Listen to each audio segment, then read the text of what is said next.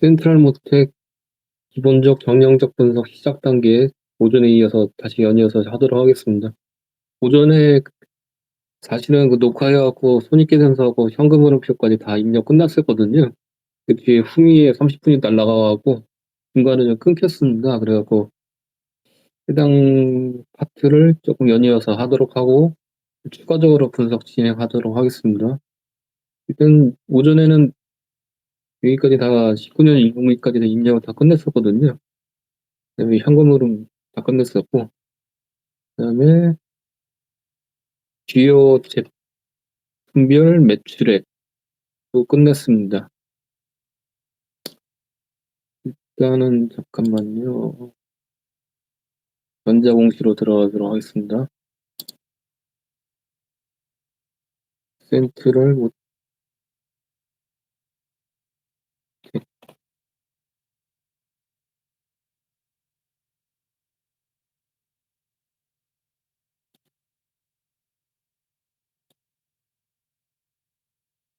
센트럴모텍은 사실 19년 4분기에 상장이 되었고, 이렇게 나와 있는 거는 19년 4분기까지 19년 연말 사업보고서까지밖에 안 나와 있습니다. 근데 지금 방금 엑셀에다가는 입력을 19년 1분기까지 해놨잖아요. 이게 어떻게 이렇게 했을까요? 원래는 다 설명을 했었는데 사업보고서를 이렇게 열람을 하면은 재무제표에 보시면은 항상 당분기 그리고 전분기 이렇게 같이 이렇게 표시가 되어 있습니다. 이거를 이용하는 거죠. 지금 20년 3분기거든요. 20년 3분기에 20년 3분기에 손익계산서가 나와 있잖아요. 항상 직전 분기에 3분기도 같이 표기가 되어 있습니다. 비교하기 위해서. 여기는 20년 3분기, 여기 19년 3분기. 이렇게 보시면은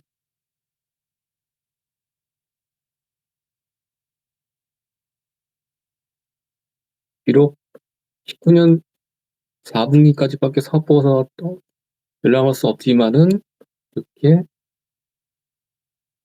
전분기 것까지 나와 있기 때문에 19년 3분기까지 나와 있기 때문에 이렇게 이걸 이용해서 입력을 해놨습니다. 이 19년 3분기 이거를 이용해서 입력하고,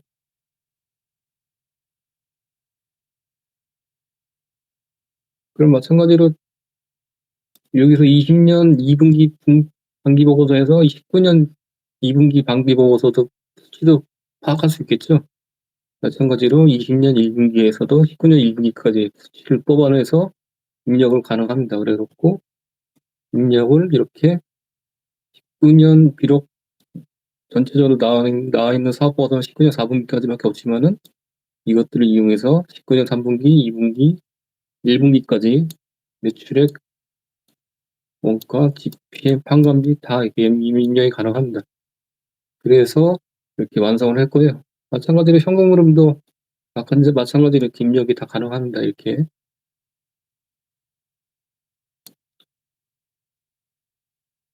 해서 완성을 했습니다. 그래서 지금 아까 설명드렸지만은 이렇게 완성해놓고 보면은 수치사를 이렇게 엑셀 장표에 있는 수치들만 보면은 딱 뚜렷하게 머리에 이렇게 각인이 안 돼요. 이 해당 기업이 손익계산상으로 좋은지 안 좋은지, 어떤 추세가 보이는지 그게 안 보이잖아요.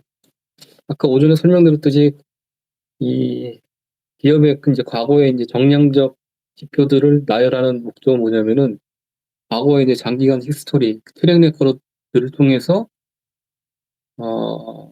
실적의 촉매가 발생하는지, 그러니까 매출액이 급격하게 뛰는 구간이 있는지, 아니면 이익률이 급격하게 뛰는 구간이 있는지, 아니면은 비용들이 급격하게 감소가 되는 구간이 있는지, 그것들을 파악하기 위해서 이렇게 정량적 분석을 하는 거고요. 그 다음에 안전성 측면에서 과거의 현금 흐름이, 영업활동 현금 흐름이 과거에 이렇게 장기간 지속적으로 플러스가 나오고 있는지, FCF가 장기간 지속적으로 플러스가 나오고 있는지, 그것들을 체크하기 위해서입니다.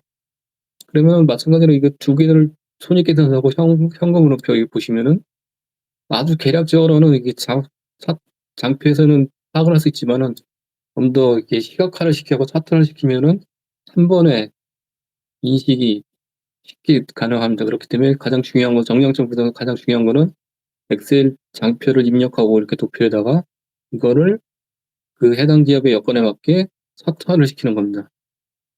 차트화 시킨 모습을 보도록 하겠습니다.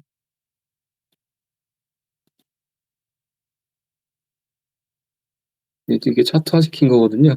센트럴 모텍의 손익계산서 차트화 시킨 모습.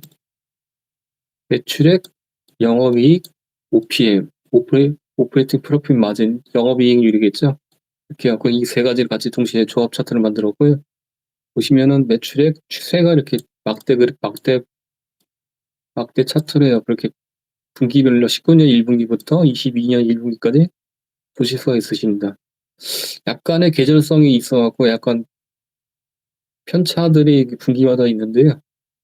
이럴 경우에는 이렇게 이 엑셀 장표의 수치들을 분기별로 이렇게 연도별로 19년부터 20년, 21년, 22년까지 분기별로 또 별도로 이렇게 만듭니다. 이렇게 계절성을 파악하기 위해서. 그리고 각 해당 연도에 각 별도 분기별로 이렇게 비교를 차트를 만들면은 이 계절성 있는 기업의 경우 좀 더 트렌드를 파악하기가 쉽습니다. 뒤에 차트에서 보여드리도록 하겠습니다. 일단은 여기서 손익계산서에서 매출액 전반적으로 추세는 상향 증가 추세라는 걸 이렇게 파악이 가능하잖아요. 그다음에 이익률은 OPM은 21년 1분기에 정점을 찍고 이제 하락하는 OPM은 21년 3분기부터 상당히 안 좋아지고 있다. 이게 파악이 가능합니다. 지금 적자가 시현됐네요. 21년 3분기부터 적자 폭이 확대가 되고 있습니다. 이거 왜 그럴까요? 좀 더 정확한 사실을 파악하기 위해서는 매출 총이익률하고 판관 비율을 봐야 될 것 같습니다. 그래갖고 우측에다가 이렇게 별도로 표기를 해놨고요. 여기 보시면은 매출액은 아까 똑같고 잠깐만요. 기존에 다른 거를 이용해서 했던 거라고 지우고 다시 한번 보도록 하겠습니다. 이제 주황색이 이제 GPM입니다. GPM. 매출 총이익률, 그로스 프로핏 마진. 이거는 이게 보니까는 주 원인이 이거는 GPM. GPM이 급격하게 하락을 하고 있습니다. 21년 3분기부터. 사유는 여러 가지를 추론이 가능한데 보통 그 매출 원가로 매출 총이익률을 파악했을 때 매출 총이익률이 한 10%대에서 20%대를 기록하는 기업들은 변동비용 기업이라고 합니다. 변동비용 기업은 그 총 전체 비용 중에서 차지하는 게 원재료가 재료비가 가장 높게 차지하고 있거든요. 그럴 경우에 해당 기업들은 한 매출 총이익이 보통 한 일반적으로 한 10%에서 20% 정도 나오고 고정비용 기업은 그 총 비용에서 인건비가 가장 높게 잡힙니다. 아니면 외주비나 그럴 경우에는 매출 총이익률이 한 30%에서 40% 정도 잡히고 대신에 판관 비율이 좀 높습니다. 근데 이 해당 기업은 계략적으로 봤을 때는 특징적으로 10%대 매출 총이익률이 나온 거 봐서는 원재료 단에서 영향을 많이 받는 기업으로 파악이 가능합니다. 계략적으로. 그렇기 때문에 매출 총이익률이 21년 3분기부터 22년 1분기, 21년 4분기 이렇게 급락하는 거 보면은 최근에 그 원재료 단에서 인플레이션 때문에 이슈가 많잖아요. 상당히 높아지고 최근에 이제 급락하고 있잖아요. 원재료가. 그래갖고 거기에 영향을 받아서 원재료 가격이 급등을 하여서 매출 총이익률이 악화되는 그런 영향을 받았던 기업이 아닐까 추론이 가능합니다. 일단 확인을 해보겠습니다. 일단 GPM 상태로 그렇고 이익이 깎인 거는 보니까 GPM이 영향을 준 거예요. 비용이 두 가지죠. 비용에서는 두 가지가 있잖아요. 매출원가하고 판관비. 판관비 같은 경우에 보시면은 일정하게 박스권을 유지하고 있습니다. 매출액이 이렇게 들쭉날쭉한데 그럼에도 불구하고 판관비는 이렇게 장기간 박스권을 유지하고 있다. 이거는 기업 운영을 그런대로 적정하게 잘 하고 있다 판단할 수 있겠죠. 가장 좋은 거는 판관 비율이 이렇게 장기간 하향하는 겁니다. 이렇게 지속적으로 떨어지는 거. 근데 지금 일단은 그래서 그런 이상적인 조건은 아니지만 그럼에도 불구하고 매출액에 이런 파동을 그림에도 불구하고 판관 비율은 이렇게 박스권을 유지한다는 거는 나름 기업 관리를 잘 하고 있다 이렇게 판단할 수 있습니다. 그렇기 때문에 일단은 판관비는 아니고 마이너스 조건이 아니고 매출 원가가 높아졌기 때문에 이렇게 마이너스가 나온다 이렇게 파악하시면 되시겠죠. 말이 꼬이네. 아침 했던 건데 다시 하려니까는. 그러면 일단은 이렇게 추론이 가능하고 이거 끝난 다음에 다시 한번 사업보고서를 봐갖고 사업보고서 내에서 확인을 하도록 하겠습니다. 아까 그 계절성이 있다고 약간 그런 말씀드렸잖아요. 그러면은 매출액이 지금 보시면은 이렇게 전체 분기로 봤을 때는 일단은 계략적 전반적으로 증가 추세인가로 트렌드를 파악이 가능해요. 그러면은 각 연도에 분기별로 이렇게 발췌해서 한번 파악하도록 하겠습니다. 정확한 성장 추세가 파악이 가능하거든요. 각 연도에 1분기만 별도로 뽑았습니다. 보시면요. 매출액이고요. 그러면서 영업이익, OPM. 일단은 성장성 측면에서 가장 중요한 거는 매출액의 증가입니다. 근데 20년은 빼고는 19년, 20년, 21년, 22년 매출액은 계속 증가 추세. 성장성 측면에서 오케이. 다만 문제는 아까 이익률 22년 1분기에 적자 났었잖아요. 마이너스 OPM 이게 좀 문제죠. 일단 성장성 측면에서 다시 체크해보도록 하겠습니다. 2분기에도 아직 22년 2분기는 실적이 발표되지 않았으니까는 21년 2분기가 나있겠죠. 전체적으로 20년 빼고 코로나 팬데믹 때 빼고 우상향하는 추세, 계속 성장하는 추세 보이고 있습니다. 3분기 마찬가지로 3분기에도 19년부터 20년, 21년 계속 성장하는 추세 매출액. 문제는 OPM. 4분기 볼 거예요. 4분기도 계속 성장하는 추세 매출액이. 성장성 측면에서는 매출액은 계속 지속 증가하는 것을 봤을 때는 괜찮다 이렇게 판단이 가능합니다. 문제는 이제 OPM이죠. OPM 밑에는 이제 또 GPM하고 OPM 환관 비율을 별도로 다 표현했습니다. 일단 여기서 중요한 거는 아까 GPM은 빠지는 걸 확인했고 환관 비율은 이제 막대 그래프를 회색 계속 이렇게 일정 추세를 유지하고 있다. 오케이. 환관 비율 2분기 반응했을 때는 오케이.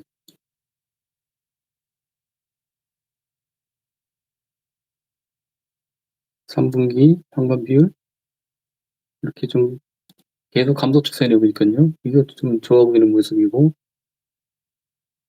4분기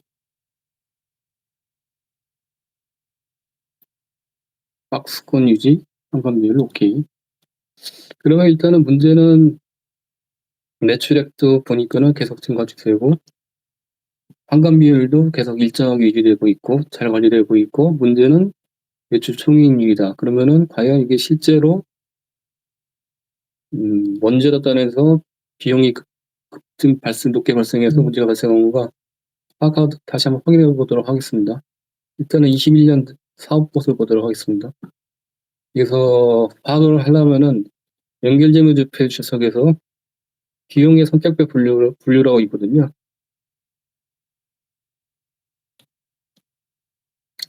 비용의 성격별 분류로 들어가시면은 전체 해당 기업의 매출원가 및 판매額비와 관리비 계를 이렇게 볼 수 있습니다. 이렇게 전체 비용의 계죠 이게.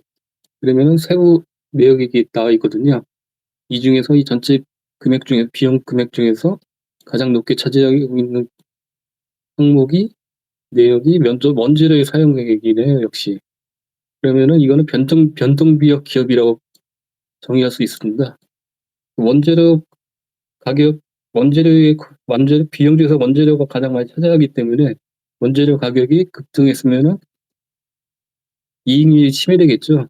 그러면은 일단 첫 번째로는 변동비역 기업 이런 것을 확인 가능했고, 여기서 추가적으로 원재료 가격의 장기 추세를 파악하면 되겠죠. 원재료 생산 설비 들어가셔갖고 원재료 가격 변동 추이를 보도록 하겠습니다. 일단은 이게 자동차 부품주이기 때문에 원재료는 다 보니까는 비철금속인 거를 파악 가능합니다. 이렇게 보시면요. 원재료 현황 매입이고 매입액들 많은 것들은 뭐 그러니까 컨트롤러암 여기서 가장 많이 매입을 했네요. 이 컨트롤러암 관련해서 원재료는 알루미늄 인곳이네요. 그러니까요. 알루미늄 인곳의 전체 계속 3년 동안의 가격 추세 보니까는 20년까지 이렇게 플랫하게 가다가 21년에 엄청나게 높게 뛰었네 보니까요. 역시 인플레이션 때문에 알루미늄 가격이 올라와서 원재료 가격에서 문제가 발생한 걸 파악할 수 있습니다. 그다음에 금속 원재료 부동 측에서 보시면은 금속 원재료 볼스크류 아마 이거 같은데 보니까요.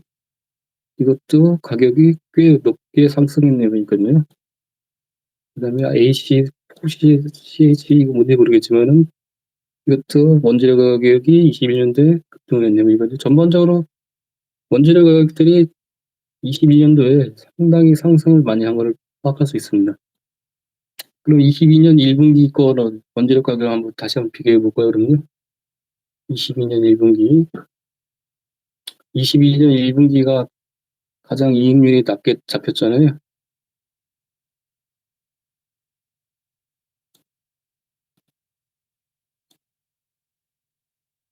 (22년 1분기에) 원재료 및 생산 설비 보시면은 21년 알루미늄 인곳이 빠졌네. 알루미늄 인곳이 이렇게 쭉 반토했겠네. 이건 아까 어저께 했을 때 물적 분할을 했다고 했었잖아요. 그게 CTR 에코 포장인데 원래는 센트럴 모텍이 있다가 이렇게 물적 분할이 돼갖고 종속 연결 회사로 바뀌어갖고 이렇게 표기를 한 것 같습니다. 그러니까요. 그러니까 21년에도 연말에도 알루미늄 인곳이 20년 대비 많이 올랐었는데 더 올랐네 이렇게 많이. 그다음에 여기 좀 떨어졌고 전반적으로 상승했다 22년 1분기에.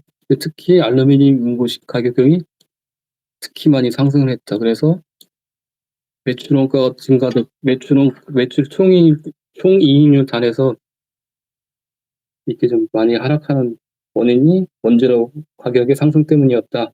이게 파악이 가능합니다.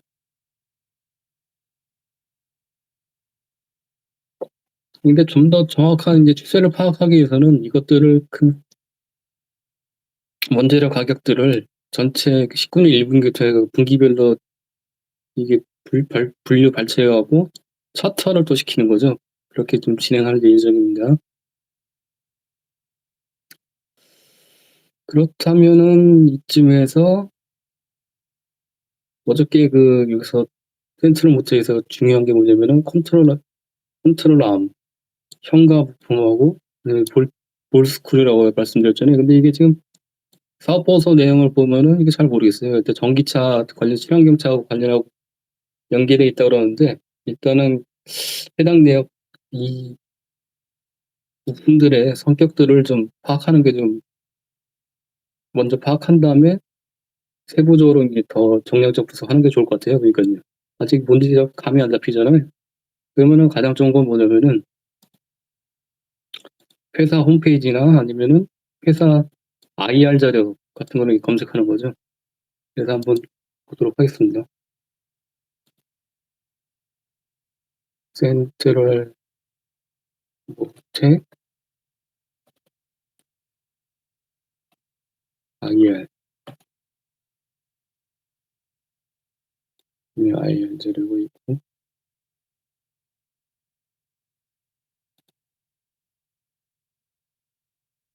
센트럴 모터의 IR 자료네요. 보니깐요. 19년도에 발간했으니까는 이거 아마 상장할 때 그때 발간했나 봅니다. 일단 개략적인 내용 한번 보도록 하겠습니다.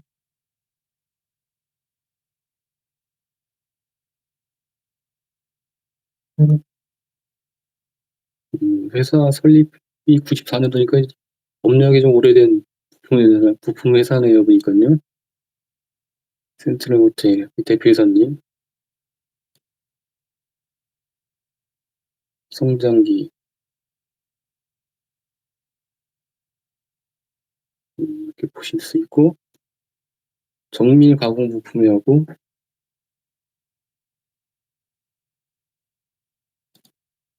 정밀 가공을 바탕으로 알루미늄 단조 사업 및 볼스크루 신사업 확장을 통해서 글로벌 자동차 부품 전문 회사로 성장하고 있다. 볼스크루가 이거네요. 보니까요. 볼스크루. 회전 운동을 직선 운동으로 변환시키는 자동차용 볼스크루를 어저께 국내 최초로 개발했다고 했었잖아요. 기존 리드스크류 대체 여러 분야의 확대 적용이 가능하여 큰 폭의 매출이 성장이 예상되는 신제품. 볼스크류가 회전 운동을 직선 운동으로 변환시키는 역할을 하고 있다. 이거고 컨트롤함이 이거군요. 알루미늄 단조 방식으로 만들어진 부품으로 기존의 스틸 제품 대비 경량함이 고성능으로 고급 차종 및 친환경 차에 주로 사용. 컨트롤함. 이거 어저께 현가 부품이라고 했었잖아요.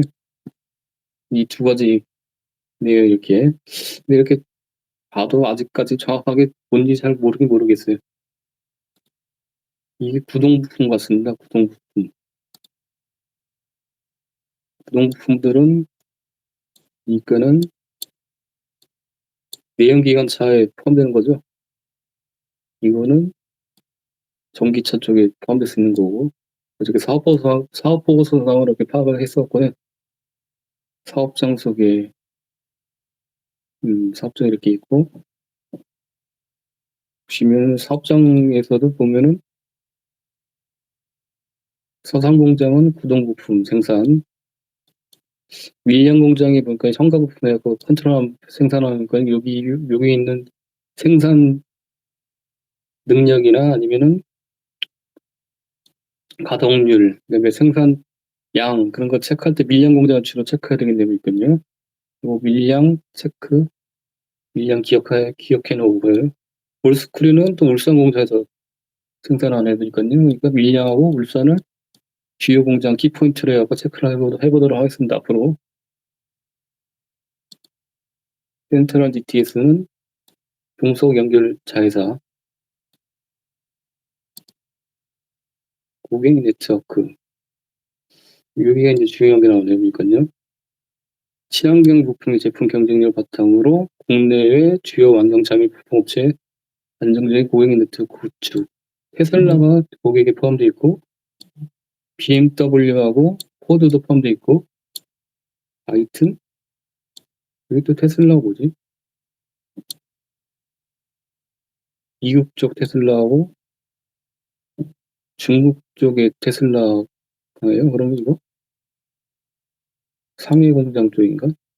현대 쪽하고 기아 쪽에 다 기본적으로 다 들어가고 보니까요. 하여튼 지금 여기서 중요한 점은 테슬라 쪽에 납품을 한다. BMW도 납품한다. 이렇게 파악할 수 있습니다. 포커싱은 이게 지금 전기차 트렌드에 맞는 그런 부품 업체로 확인하고 이제 계속 지금 분석을 하는 거잖아요. 포커싱 일단은 현대 기아차의 이제 EV차, 아이오닉이나 그런 데 납품됐는지 어저께 사업보고서상에서는 봤을 때는 뭐 연구 개발 실적 봤을 때는 아이오닉 쪽에 들어가는 걸로 판단이 가능하겠고요. 테슬라 쪽에 어떤 차종에 들어가는지 파악하도록 하겠습니다. 여기 안 나 있으면 주식 담당은 이제 통화해갖고 이제 파악을 해야겠죠.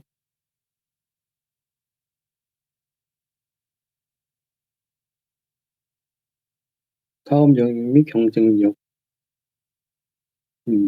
이게 이제 보니까는 여기 잘 설명이 돼 있는 거니까요.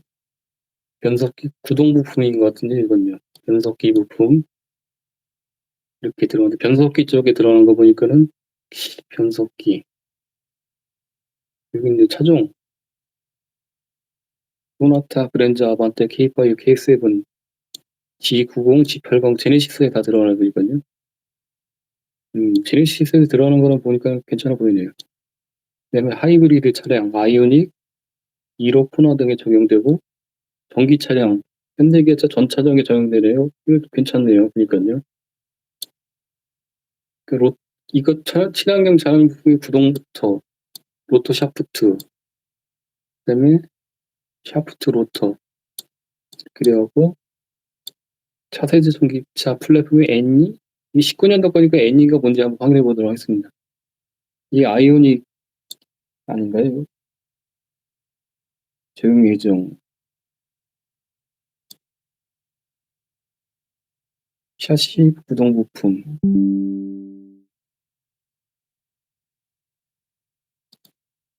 변속기, 친환경 차량, 기타 부품.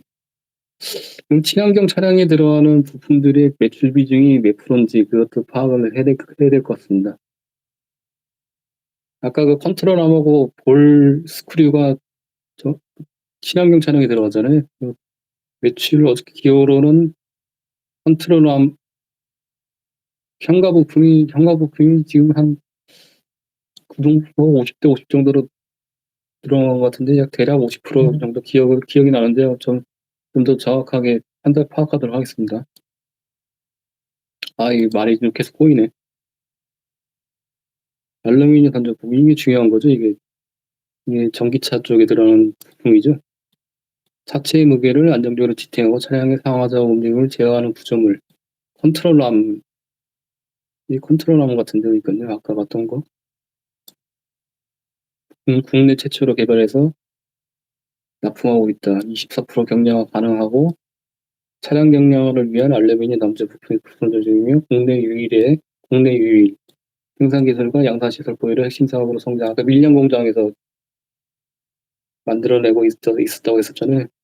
알루미늄 남자 사업 예산 매출 현황. 주요 차종, 적용 차종, 현대기아차, 알루미늄 컨트롤함, 전량 당사에서 독점 공급이래요. 그러니까요. 오호, 괜찮네. 테슬라도 전량 당사에서 독점 공급이래요. 그러니까. 오호. GM, BMW도 해외 글로벌 반도체 업체 대상 공급 확대 중. 이런 것들이 다 이렇게 암호로 알루미늄이라고 경량화 추세에 맞춰갖고 이렇게 독점 공급을 하고 있다. 컨트롤함. 친환경을 위해서 스틸 대신해서 알루미늄 단준을 이용 자체 상하나 좌우로 움직임을 제어하고 충격 분산의 역할을 하고 있다. 만약에 이 센트럴 모텍이 이 알루미늄 컨트롤함이 계속 독점 공급하게 되면은 테슬라나 아니면 현대기아차 쪽에 전기차가 계속 매출이 확대되면은 판매 증대되면은 계속 지속적으로 매출이 증대될 수 있는 가능성이 있겠네요. 그러니까요. 독점 공급하고 유일 생산 이게 좀 포인트가 있어 보입니다. 알루미늄 단조 부품, 배기가스 규제와 친환경차 증가, 차량 경량화 이슈 발생, 알루미늄 단조 부품 공급 확대, 내연기관과 전기차 중량 비교. 전기차는 그 배터리 때문에 중량이 올라갈 수밖에 없기 때문에 전체 차체에 대한 무게를 감소시켜야 되는 당위성이 있겠죠. 그래서 이렇게 알루미늄 단조 부품이 적용되는 게 공급 확대가 되라고 봅니다. 차량 경량에 따른 효과는 연비 향상, 이런 것들. 전기차 중량, 여기 써있네. 전기차 중량이 내연기관차 중량보다 높아서 연비와 배기가스 배출 문제 부각. 배기가스 배출 문제 부각? 전기차도 배기가스 배출 문제가 부각되는. 친환경 차량뿐만 아니라 내연기관 차량 역시 차량 경량을 위한 기술 개발과 매진. 이거는 내연기관 차량 관련 문제가 뭐군요. 일단 전기차 쪽에서는 중량이 높으니까는 내연기관보다는 차량 경량을 위해서 이게 알루미늄 단조 부품이 공급 확대되고, 내연기관 차도 마찬가지로 환경 규제 대응을 위해서 이렇게 이거 쓴다. 그래서 이렇게 웨이트가 규정돼 있다. 이렇게 트렌드에 맞는 부품 회사라는 게 확인이 가능합니다. 지금 여기서. 다음에 이제 볼스크류네요. 보니까요. 볼스크류는 아까 앞에서 봤지. 회전 운동을 직선 운동으로 변환시키는 고효율 동력 전달 장치로서 자동차 내 다양한 부품의 적용 가능. DCT 변속기용 볼스크류, EXL, 신규 전기차 플랫폼 변속 제어 가능. 아이오닉이 들어간지 확인해 보겠습니다. 이 클러치 볼스크류, 현대계 제어적 자동화 부품. 주요 적용 차종은 웬만한 차종들은 다 들어가는 거거든요. 전기차 플랫폼에 뉴 EV의 신규 플랫폼 전 차종에 들어간다. 현가 부품의 컨트롤함하고 볼스크류가 센트럴 모터의 앞으로의 성장성을 판가름하겠네요. 그러니까요. 볼스크류, 기존 모터 및 주변 장치 간소화, 경량화, 이것도 경량화 쪽하고 관계가 있네요. 그러니까요. 국내 유일, 아까 컨트롤함하고 마찬가지로 국내 유일이고, 아까 어저께 사업버스 보니까는 독일사에서, 독일 부품사에서 그거를 독점하고 있다고 써 있었잖아요. 그걸 대체한다 이렇게 돼 있네요. 그러니까요. 볼스크류 개발 및 완료 생산. 변속기 들어가는 볼스크류는 개발 끝냈고, 엔진하고 뭐 제동 샤시 조향 여기도 개발 진행 중이네요. 보니까요. 19년도니까 지금 다 끝났을지 모르겠습니다.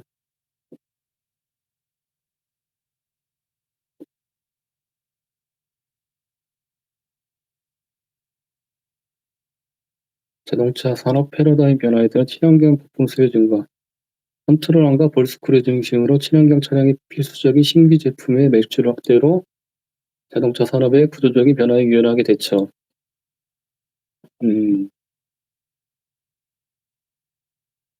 볼스크류하고 샤프트 로터 컨트롤함 이런 것들이 친환경 차에 맞춰 그렇게 계속 매출이 발생할 수 있다 표기를 한 것 같습니다.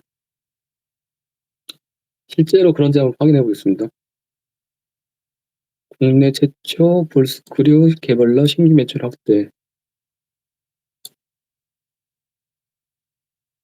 현대 트랜시스, 현대 위아, 현대차 만도.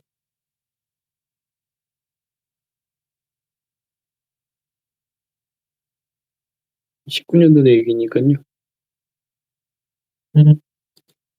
차량 경량의 가장 효과적인 부품이 알루미늄 컨트롤 암 매출처 확대 및 큰 폭의 매출 성장 예상. 바이튼이 뭐지? 왜 들어왔는데? 현대 기아차의 전차종의 독점 공급이라고 돼 있고, 테슬라의 전 모델의 독점 공급이래 보니까, 이거 괜찮네. 루시드하고도 파트너십 체결 진행 중이네요. 루시드하고 리비안도 있는데 한번 확인해 보도록 하겠습니다. 테슬라의 매출 전망. 테슬라가 매출이 증가되면은 이런 것들도 계속 매출이 증가되겠죠. 전차적인 공급, 독점 공급이니까는.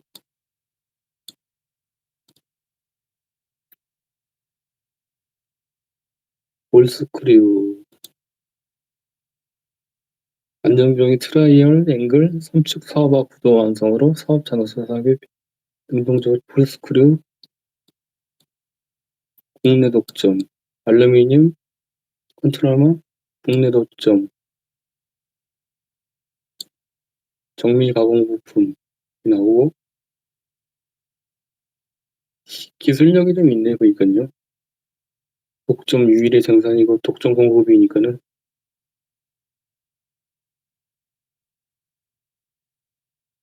CR, 그러니까 코스트 발음이 안 돼. 코스트 리덕션 관련해서 좀 우려가 감소하겠네요. 리스크가.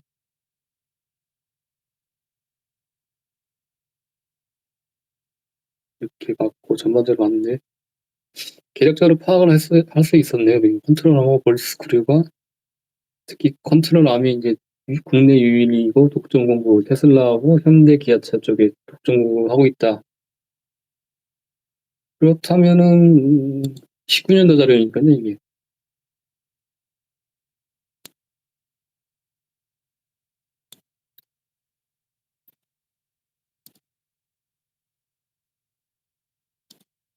그러면은 센트럴 모텍의 사업보고서에서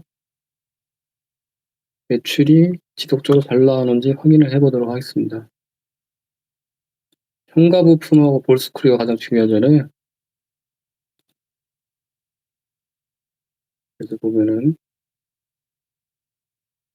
주요 제품 및 서비스 보니까는 이제 좀 약간 좀 보이네요, 인제.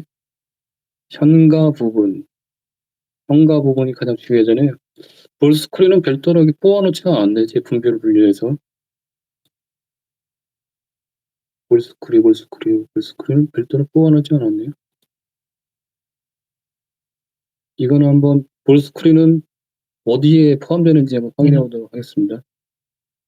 일단은 주요 제품별 매출 실적은 구동 부분하고 현가 부분하고 이렇게 두 개로 이렇게 나눠 갖고 19년 1분 19년 1분기 20년 1분기 여기는 19년 1분기는 19년에는 매출 실적이 안 나와 있습니다.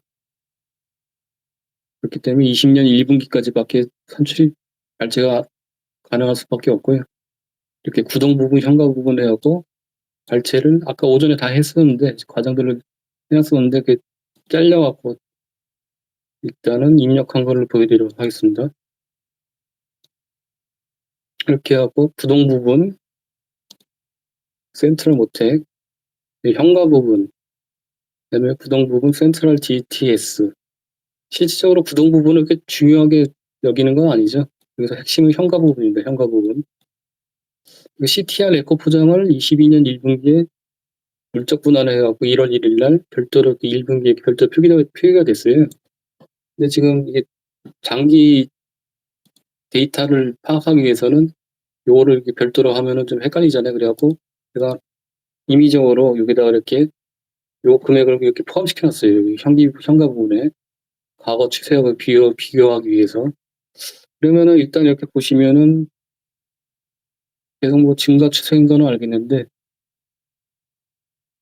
이거를 이렇게 엑셀 수식으로만 보기에는 좀 무리가 있습니다. 파악하기 위해서는. 그래서 차트화를 한번 시켜보도록 하겠습니다. 차트화를 통해 갖고 어떻게 장기 추세가 나타나는지 정확하게 머리에 인식을 시켜야 되겠죠. 일단은 구동 부분.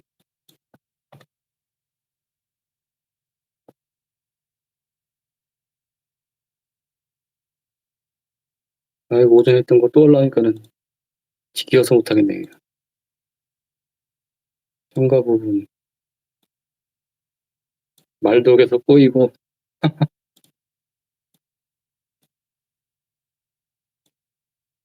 차트 그리는 거 엑셀 같은 거는 되게 쉬워요. 근데 뭐 또 하시는 분도 계시는데 동영상에다가 엑셀 이용해 갖고 하는 거 그 법 올려놨거든요. 그 참고하시면 되시고 그 두 번째 편에 정확하게 엑셀 입력하는 게 있는데 그거 다시 올려드리도록 하겠습니다. 엑셀 이렇게 어떻게 차트화 시키는지 알고 싶으시면 그거 보시면 되세요. 제가 올려드릴게요.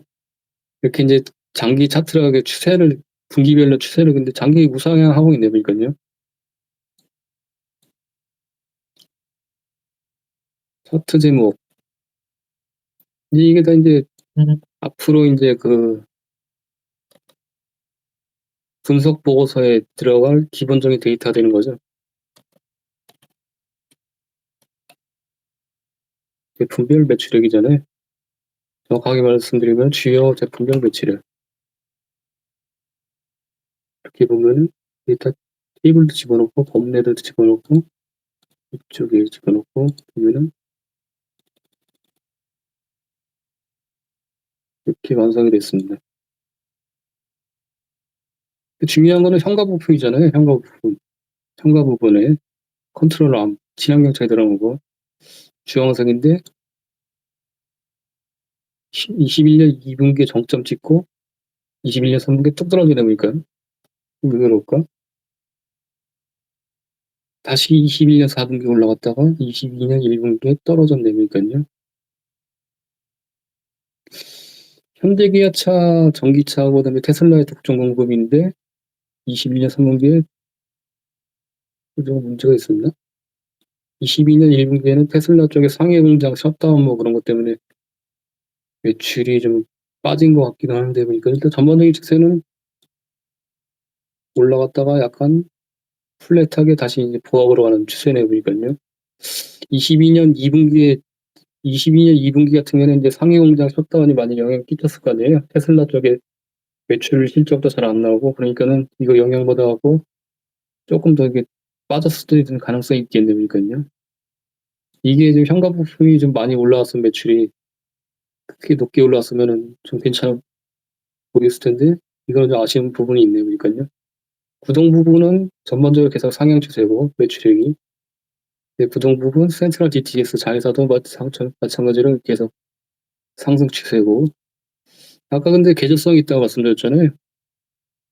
4분기가 이렇게 보면은 성수기인가요? 이렇게 보시면 안 되고 그러면 차트를 변경해 보도록 하겠습니다. 세로 막대형 묶음으로 한번 보도록 하겠습니다. 4분기가 아마 이 해당 센트럴업텍의 성수기인 것 같아요, 보니깐요. 계절성이 좀 있어 갖고 4분기가 각각의 4분기들이 매출액이 가장 높잖아요. 그리고 1분기가 1분기는 대체적으로 낮네요, 보니깐요. 그래서 이렇게 영향을 받아서 매출액이 좀 빠졌을 수도 있겠네요, 보니깐요. 4분기가 성수기, 2분기도 그다음에 준성수기 그런 식으로 해 갖고 약간 계절성이 있어 갖고 빠졌을 수도 있겠네요. 이게 전체 이게 지금 과거 데이터가 5년치가 없어 갖고 이게 정확하게 추세를 파악하기 힘든데 계략적으로 이렇게 보면은 아까 계절성 있게 있으면 이게 분기별로 파악이 했었잖아요. 이렇게 전체적인 매출액은 각각 분기별로 다 이게 증가되고 있었고 그러니까는 이걸 감안해서 봤을 때 뭐 이렇게 아주 부정적이지는 않다 이렇게 파악이 가능합니다, 지금. 이건 이제 앞으로 이제 데이터들이 쌓이게 되면은 그것들을 보고 추가 판단이 가능하겠죠. 근데 22년 2분기에는 쪼끔 안 나오지 않을까 이렇게 생각은 듭니다. 근데 앞으로 이 센트럴부텍에 보니까는 컨트롤함이나 그런 것들 독점 공급 같은 현황들을 보니까는 앞으로 좀 가능성이 있어 보여요. 그래서 얼떨결에 이렇게 좀 이 해당 기업을 분석을 시작했지만은 주가도 많이 빠졌잖아요. 계속 딥하게 분석할 만한 가치가 있는 것 같습니다. 진행을 계속 한번 해 보도록 하겠습니다.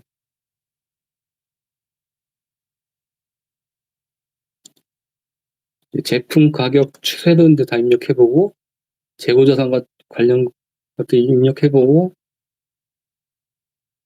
그리고 추가적으로 인제 뭐 주식 담당과 통화도 좀 해 보고 과연 지금 테슬라 쪽에 납품 비중이 몇 프로 정도 되는지 정확하게는 파악이 안 되잖아요. 그리고 루시드하고 리비안 아까 뭐 계약 체결한다고 했었는데 그 계약 체결해 갖고 매출이 발생하고 있는지 여부 등등 많이 파악할 게 많이 필요하네 보니깐요.